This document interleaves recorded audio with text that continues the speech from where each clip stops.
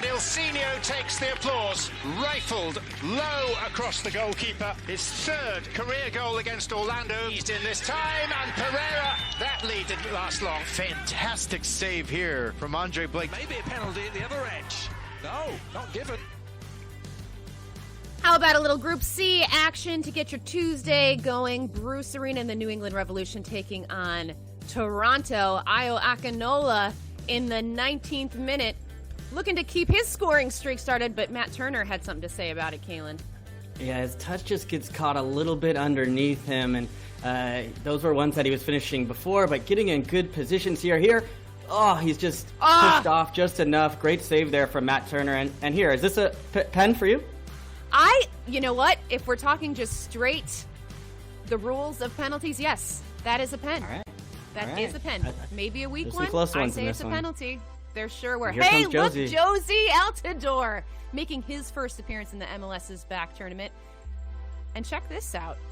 Oh, that's a nice little ball. Ooh.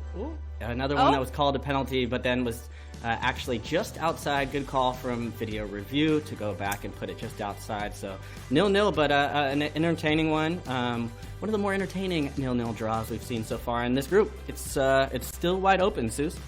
Still wide open, which is nuts. So as it stands right now, Toronto, top of the group on goal differential, but DC play later on tonight. If they win, and if they win by 2 goals or more, they could theoretically take the top spot. A win would put them in second spot, and Montreal somehow still has a chance in all this. Group C is utter madness, everybody.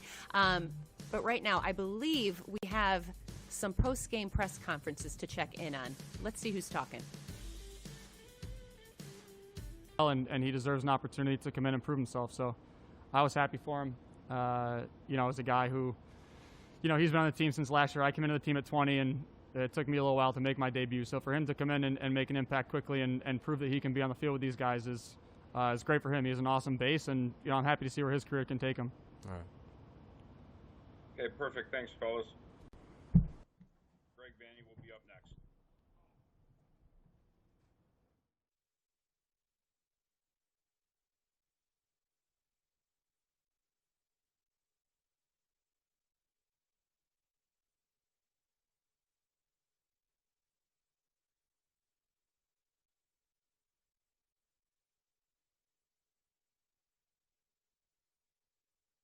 Yeah, so once again, Kaylin, these are the standings for Group C, and amazingly, it's literally any of these teams to take at this point. DC, with a good result tonight, could go top. Toronto could easily stay in that top spot. And Montreal still has a chance. It's wild. Yeah, I thought this is actually how I had picked the group before the tournament began. I always thought that Toronto was the favorite. Of course, them arriving late and then some of their injury concerns maybe threw that off a little bit, but they've been able to, through the play of Ayo Akinola, be able to still see themselves at top of the group. We saw Jozy enter today. We've yet to see Jonathan Osorio still. So I think it's a team that will still be one of the favorites for the tournament as far as their ability to really grow in strength throughout the tournament as it progresses. And then New England rested a bunch of players today, but I really liked that squad. I thought with the experience of Bruce Arena, of course, in tournament play, that could be there. But after Toronto, I thought it would be close amongst the rest of them. And DC United and Montreal that's a big match now. It always was, but with this draw, that will suit both of them. So a perfect result if you're Ben Olsen or Thierry Henry. Well, speaking of coaches here, I believe we have Greg Vanny at the podium. Let's check in to see what he had to say post-game.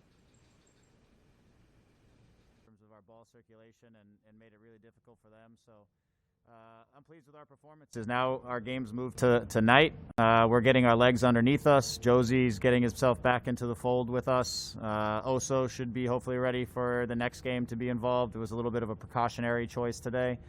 So the team continues to build, and that's what these events are about, especially when they're coming off of 3-4 months of doing nothing. And so I'm pleased with where we're at. I'm pleased where our mindset is at.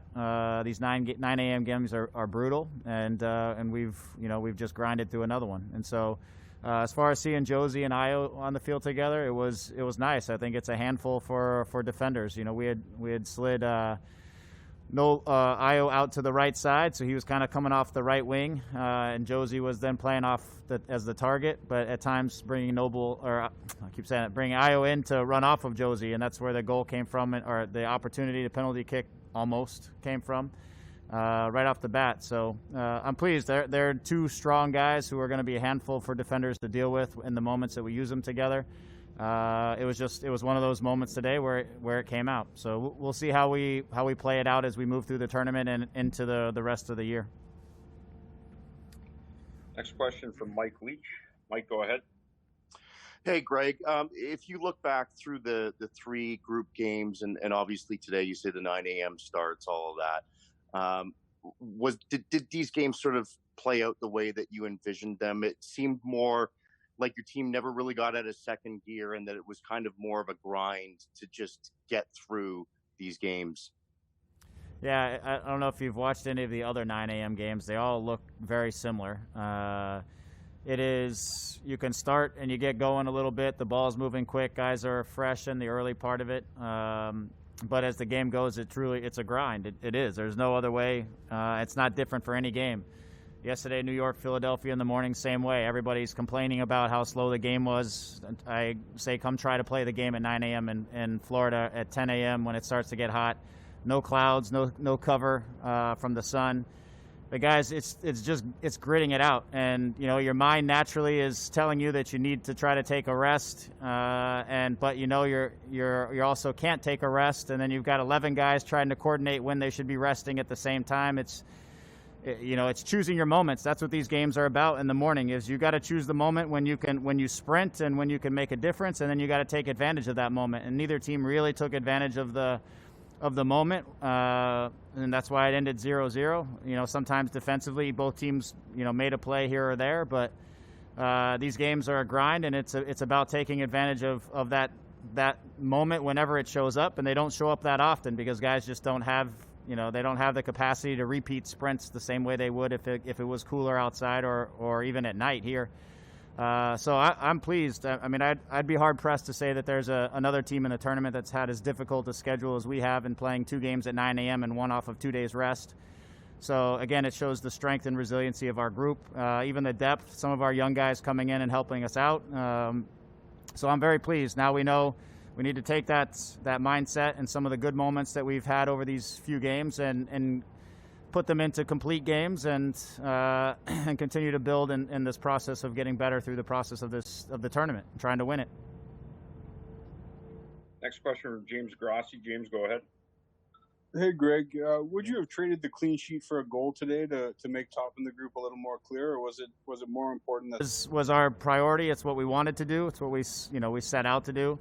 I think getting the clean sheet was important for our group in this tournament. I think we're confident that we can create chances, we can score goals. With Jozy coming back in the mix and Oso coming, we know our attack is going to continue to do its thing. I think just showing some resilience as a group, getting a shutout is very important, especially given, we'd given up some goals that we're not very proud of in the first couple of games. So, a shutout is important. I don't know that I can ever answer that question precisely, but I think the shutout was good for our group today. Next question will come from Michael Singh. Michael, go ahead.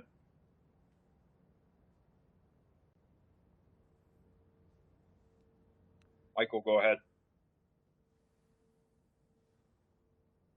Okay. Go to Eric Giacometti. Eric, go ahead. Hey, Greg. Just curious about Noble Okello today. He gets his MLS debut. What did you think of his performance, and what have you seen from him in training and in preseason to give him this opportunity here today?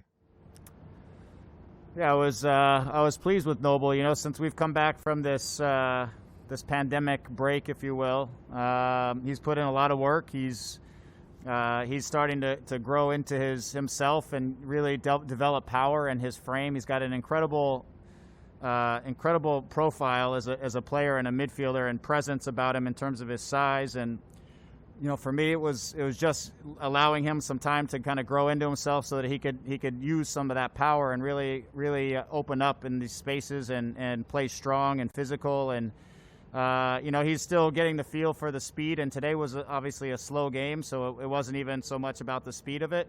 It was a different game and different challenges today because it was about being able to cover space. It was about recognizing when guys were tired and out of position. How can you in the midfield cover? So it was as much a cerebral game today as it was anything, and so I've been wanting to get Noble on for the last couple of games. Unfortunately, the first game we had to change 2 center backs. It was a game I also wanted to get him on, so I utilized this opportunity, and I'm happy for him. He just needs to keep working hard and keep growing his game and filling into himself, and he's going to be just fine. But he's a player with a ton of upside, and we're really pleased with the growth that he's had, and especially just over the last month or month and a half. Go back to Neil Davidson. Neil, go ahead. Thanks, Mike. Greg, I was just wondering your decision to give Alex the start in goal. Was that just a chance to rest Quentin? He's not injured or anything? Yeah, coming into this, we had always, myself and John Conway, we'd always talked about getting Alex a game out of these first 3 games. The first one and the second one, we gave it to Q. So today it was going to be about Alex. We thought this was a team, they try to get the ball out to the right side as much and whip balls into the box. So it was a good game for Alex to try to deal with some crosses and to help us on that side. I thought he had a really strong performance. I think it's great for his confidence and for, again, for him to just get back into the rhythm of being behind our back group. So I'm pleased with his performance and really happy that we were able to get him a game and for him to get a shout out. I think it's great for him. But Quentin is fine. He was just getting the rest for obvious reasons. Okay, and final question from James Grossi. James, go ahead. Again, I'll close with a twofer if that's all right. Chris took a couple of knocks today. I'm wondering what his status is coming out of the game, and maybe just a quick word sort of on Jozy's influence. We saw with his first touch, he almost created the game winner there. Yeah, Chris is all right. He just had a couple. He was already, on low in terms of the gas that he had down in the last 15 minutes, and then there was a couple transition attacks that he had to cover some real territory to make plays. And I think that just put him on empty. So he's fine. We had to readjust and move some pieces around to cover it. That's part of the survival in these morning games, especially. And so, but he's okay. Getting Jozy back and obviously his first touch and the class that he has and the awareness that he has around the field, the ability to hold up the ball, the commitment by Ayo to work to try to get in behind and Jozy just to slip him in. It was, it's what Jozy always brings to us. So Jozy's more than just a target striker. He's a fantastic soccer player. Obviously, we know he can score goals. So he provides us with, a lot of different things. And so, I'm pleased with these guys. I don't know who's keeping track, but that's 15 straight regular season games that we've taken points from with no losses. So our guys are really digging in on that kind of resiliency and what they've been doing across this run, and we're trying to keep that going. Thanks, Greg. Appreciate your time. All right, that was Greg Vanney after a 0-0 draw against New England. Kaylin, you heard Greg Vanney talking about Ayo Akinola and Jozy Altidore. Ayo, of course, one of the stars of this tournament, the breakout star, 5 goals, leading the Golden Boot race at this point. He had some opportunities today, didn't find the back of the net, but was still in position to get those results. And then we see Jozy Altidore come in late in this game, and that nice little connection that he had with Ayo and almost immediately. What does that mean for Toronto? Could we potentially see these guys playing together? Yes, you will see them together. But I thought Ayo looked good today. There was just a couple moments where, this touch gets caught underneath him a little bit. You'd like to see him maybe take that touch a little bit inside, help his angle a little bit. It just gets stuck underneath him. He tries to kind of scuff it out, but he was able to consistently get in dangerous spots where he was able to constantly stretch that New England back line. Here he gets fouled. Yes, I think probably could go down, but I kind of like the instinct there to he's trying to score a goal. Maybe with some experience, he'll understand, hey, it's a hot day. Let's go down. Let's get underneath this one and just have a nice one set up at the spot. But this is what you're going to see in the future. It's going to be these two together. I think for a long time, or some of the conversation has been like, well, once Jozy comes back, what is Ayo's role? And maybe he goes back to the bench. But these two can definitely work together. And then you add Pozuelo behind them, and this starts to look really scary for teams because Jozy is going to give you that hold-up play. Ayo, from what I've seen, has been a little bit more comfortable, more kind of checking and going and drifting wide from spots like this, and then using his pace and great movement to be able to get in behind and create problems. And Jozy is a very underrated passer of the ball. He has the ability to play that little one time here. You see him just kind of lift it underneath, and then you see Ayo continuing forward. So I think those two right in the middle with Pozuelo underneath, and then they have that possession play that can allow Auro and Richie Larea to be able to contribute in the attack.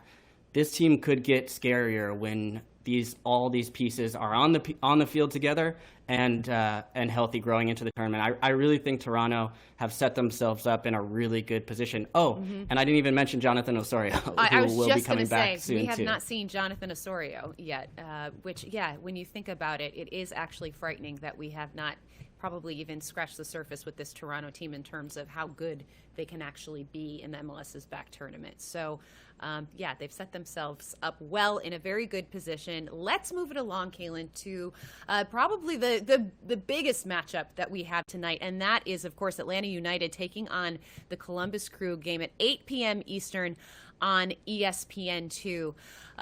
Golly, Atlanta.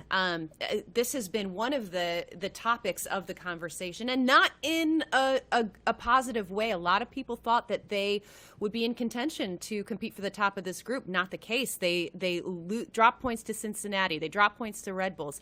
They have 0 points for this entire tournament. Meanwhile, Columbus has looked like one of the strongest clubs in the MLS's back tournament, and Atlanta has some problems. They have some work to do. We always knew that not having Joseph Martinez on the pitch was going to be an issue, because where do all the goals come from? And then we talked about maybe PT and Barco filling in those roles, kind of picking up the slack in that way. But that's not what we have seen. That's not what has transpired for Atlanta. And then you add into the fact, this is another storyline into this game, is Darlington Nagbe, who used to play for Atlanta, who is now playing for Columbus.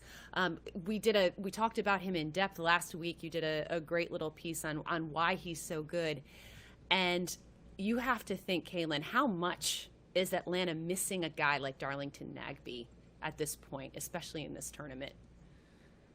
Well, I think they're going to find out tonight, because it's.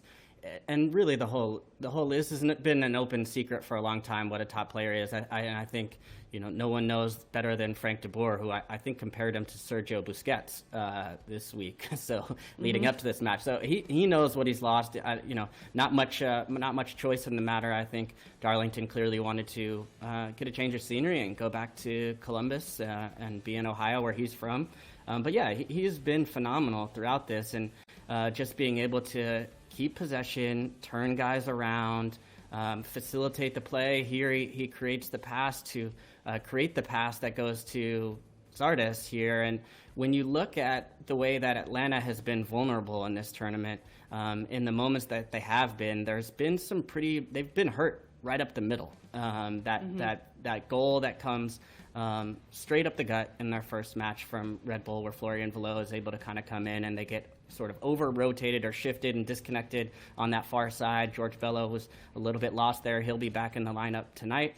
And then when you also look at the goal that Frankie Amaya scored, he got in that little spot in the middle of the pitch between the two lines. And Darlington Nagbe has been phenomenal at creating those opportunities for Zelarayan, who can get a little bit more advanced because he knows Darlington's going to keep the ball and he's going to be able to facilitate. So then that just leaves Zelarayan this space to kind of roam and find these little pockets of space in front of that back line. And then he can either go for the shot himself or he can look to try and slip Zardes in. So I think he's going to cause some problems for any team in MLS, but I think Atlanta United may struggle with him tonight. Well, here is what Frank de Boer had to say about Darlington Nagbe and facing his former player. Not many players in this league, doesn't have, and also in Europe doesn't have that. There are, like Frankie de Jong, those Busquets, those players, they already scan their environment well, and he has the same. He's like like Busquets, what that he will not score many goals, maybe one a season or maybe two a season, but he's like the cement, between the stones, and he's so important for that, but also in pressing when they lose the ball, and he has the speed also, to track back. I prefer that he was still with us because he was one of the best, but he decided to leave to Columbus, and I wish him all the best.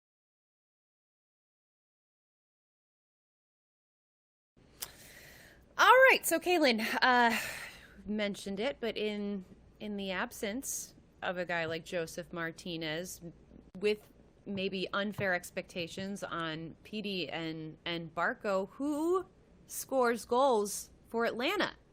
Who is going to find the back of the net for this team? Well, I don't think unfair expectations.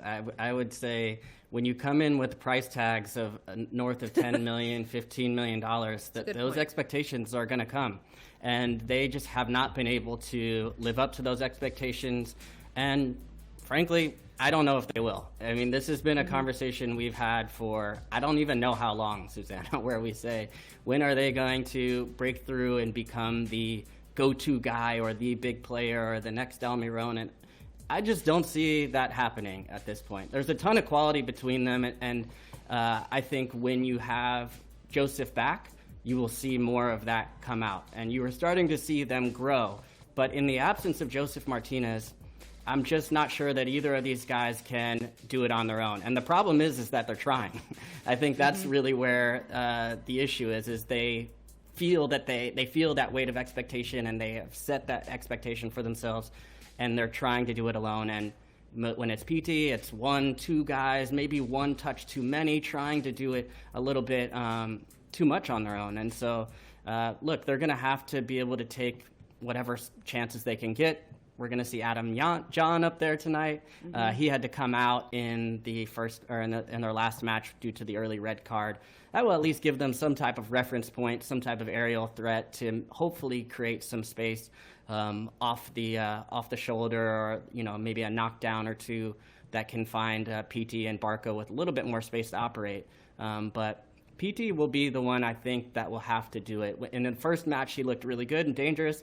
In the last match, yes, an early morning kickoff. I know Frank de Boer's talked a lot about it, so you just heard Vanny talk about it. It's a tough match, but this will be at the night, so no excuses. Atlanta United playing a bit for pride at this point. And so I think they will. Their expectations of this club are high. The expectation of that fan base is equal to that. So I think they need to come out, and no one's giving them a chance, really, which is an unfamiliar position for Atlanta United. Yeah. So they're going to need to have a big response.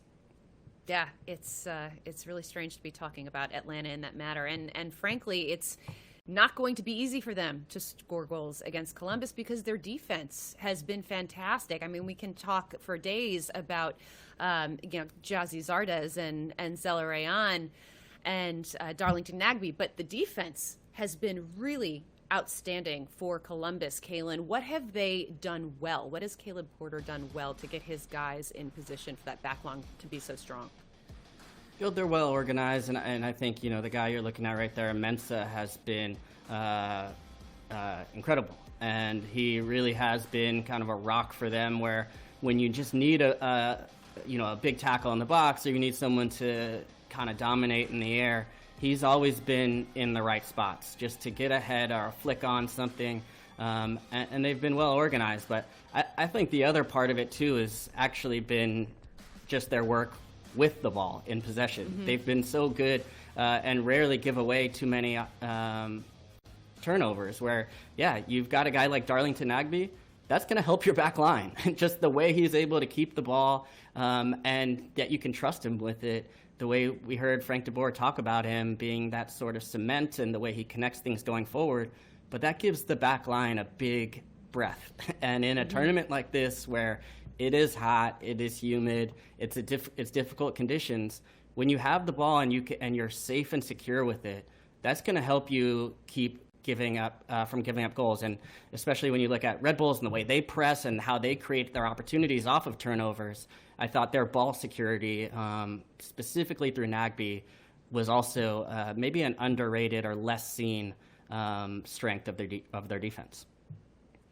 All right, we'll find out tonight, 8 p.m. Eastern on ESPN2. Let's move it along to our second game this evening, and that is DC taking on Montreal. And as we discussed earlier in the show, this Group C, completely up for grabs. Let's take a look at the wild card standings. This is any of these teams really could make a case. The only one I feel truly confident in saying I think will go through is Sporting Kansas City. But truly, any single one of these teams could move on in the tournament, Kalen. I think you're right. Sporting with that goals for and kind of just the way I think they've played in moments will be able to get through. NYCFC is the only one of that group to have played all 3 matches. So they are sort of going to be sitting here till Thursday, like the rest of us, watching matches, training, and hoping that things go their way. It's coming down to the wire. We knew this sort of wrinkle or rule of having this third place team go through was going to make things interesting, but that's what we wanted. We wanted to see a bunch of teams come through, and look, this tournament has included a bunch of surprises so far. I think we're going to get to those in a little bit too.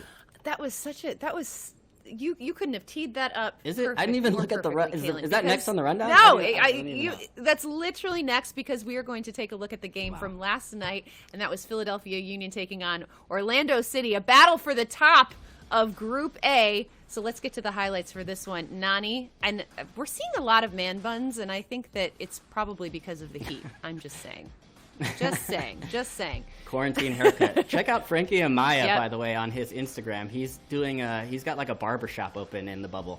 He's doing some good work. Yeah. Oh, good. That's the content. Not just scoring goals. All right. Let's.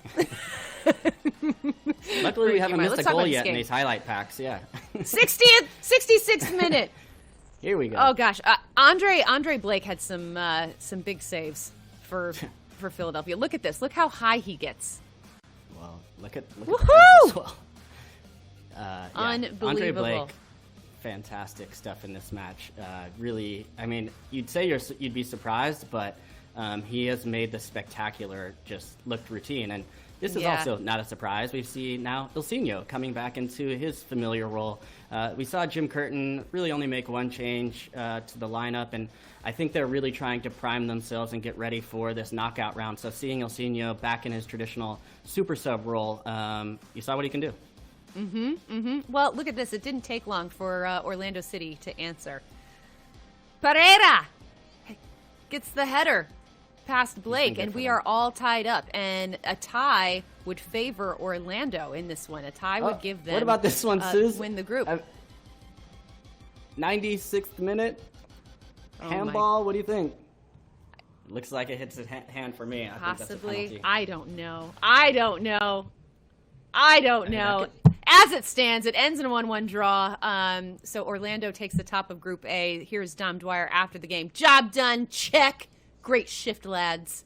On to the round of 16. So this is how Group A looked at as it is right now. We still don't know if NYCFC is going to make it through via wild card, but Orlando takes the top spot with 7 points. Philadelphia also on 7 points, but the goal differential is the difference maker here. So Kaylin, let's have a little chat about some surprises and fun teams, because we have the two teams that have clinched the top of the group as of right now are Orlando City and the San Jose Earthquakes. And if you had told me at the beginning of this tournament, before this even started, that those were two of the teams that were going to win their groups, definitely would not have agreed with you. I did have both teams going through. I just want to say, just not winning. Yeah, give yourself some credit. Not winning the group. Incredible. I had Orlando going through on a wild card, and I had San Jose coming in second in their group. But this is it. They have literally taken the top spot in their groups, which is. It's just one of the things that has made this tournament so much fun is sort of the expect the unexpected. How did these two teams get this done, Kaylin? How did they end up in this position? You deserve more credit, Susanna, because you picked both these teams going through. I had neither of them going through. In fact, I had Orlando picked at the bottom of Group A. I thought it would be Philly and NYCFC. You could twist the two around, but I thought Philly would maybe finish on top, based on Jim Curtin and them having that continuity. And then, at first it was like I had Chicago Fire above Orlando. I had Inter Miami above Orlando. And boy, was I wrong. And you have to give them a ton of credit. I thought they started. We talked about how important the first match can be. I thought they started so well and grew in strength. They had that emotional first night where, there was the protest. There was a lot of eyes on that match, and Orlando was at the center of it against Inter Miami, that rivalry, and they pushed late. And I thought it was really behind Chris Mueller and then Nani, especially, who sort of lifted that team emotionally to that win. And from there, same thing with San Jose. We saw them with their emotional win against Vancouver and kind of suffered through that first round match alongside Seattle and got a good point, but the emotional lift and the energy that both of these teams have expended in their first couple matches really pushed them through to now where it's like you're playing games every so often, every 3 or 4 days, and you get in that rhythm, you have that feeling in the group, you have that sort of positive energy and that sense of belief. And that's something, especially in the case of Orlando,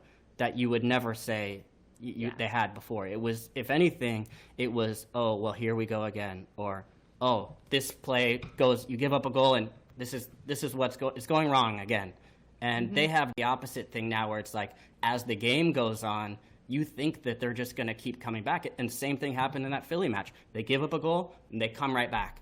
That's not something we've been able to see from a team like Orlando. We've seen it probably more so from San Jose historically when you have a guy like Wando and Shea Salinas, but Orlando has that new spirit that you feel like late on in games they're going to probably be on the right side of things. So credit to Perea. I think he's done a fantastic job. Credit to Almeida. I've questioned sometimes the tactics or the risk involved, but boy, do both of these teams really push on late. And they're going to be a threat in a one-off situation against pretty much any team. They're going to be a threat going into the knockout stage. I'm very glad you gave some love to the coaches there, because I think this wouldn't have happened under two different guys for either of these teams. And we know after speaking with some of the players, like the Orlando players, they play for Oscar Pareja. The San Jose players, they play for Matias Almeida. They have done an incredible job of getting their guys on board, believing their messages, and so I think that's a think about it this way, Suze. Huge part of it. It's we have seen in these press conferences from managers and otherwise, this is a difficult tournament to play in. Yeah. This is not an easy, the environment, the heat, the game times, the shifting of schedules, the lack of routine. You're not sleeping in your bed. It's like a lot of the same. It's kind of, like everybody's experiencing. It's a little bit of Groundhog Day. And so it's the teams that can have that extra sort of energy and be able to flip that switch and have that spirit and be able to kind of like suffer through it or fight through it, you're seeing them get the reward. I think you hit it right. Like those coaches that are able to motivate, that's a part of the, it's not just about the tactical makeup. That motivation factor has to be huge. I also want to point out too that these were two of the first two teams to arrive in the bubble. San Jose was the very first team to arrive, but they've been there almost an entire month. And so I think that in itself has shown a real commitment to this tournament and a commitment to wanting to do well for two teams that really needed to make a statement, especially for their fan bases. So I think that's a little interesting. For you, Kaylin, though, when you look at the chances that Orlando and San Jose have in having continued success in the MLS's back tournament, which of these teams do you feel is more well equipped and in a better position to go on a deep run? That's a good question. So much of it comes down to the matchups, I think, in knockout play and in tournaments like this. So it's hard to look at it where if you happen to draw LAFC, that could be a tough one, or you run against maybe Columbus. Like the matchups, I think will be once we get a look at that, I think it'll be a little bit easier to answer. I think from my perspective, Orlando is a team that I think could hurt some teams and make a deep run. I think the Quakes, depending on their matchup, I think against an LAFC or against a Houston, a team that likes to play a little bit more open and that has the weapons in one-on-one, specifically in the wide areas, I think to really do some damage towards the Quakes. I think sometimes that risk versus reward game that they play could go the wrong way for them against the wrong team, whereas I think Orlando's probably a little bit, if you look at their matches, has been a little bit more secure, a little bit more safe, and the ways that they're able to find goals through the width, I think that speed and that energy out wide could hurt a lot of teams. So if I had to pick, I'd probably go Orlando City, but I kind of want to wait to see what the matchups look like coming out of the group stage. Fair enough. As we have seen, anything can happen in this tournament. That's what makes it so fun. Guys, that is it for us. Don't forget to check out the matches tonight, starting at 8 p.m. on ESPN2. We have Atlanta United taking on the Columbus Crew, and that is followed up by our late game, our nightcap game at 10:30 p.m., and that's a Montreal Impact taking on DC United in Group C action. Everything up for grabs there. Thank you so much for watching, everyone. We're going to be back here tomorrow. Actually, I think, Kaylin, you are on with Jillian Sakovitz tomorrow at 11 a.m. Okay. So y'all have that to look forward to. My girl, Jill. Guys, have a fabulous Tuesday. Thank you so much for watching. Enjoy the soccer. We'll see you soon.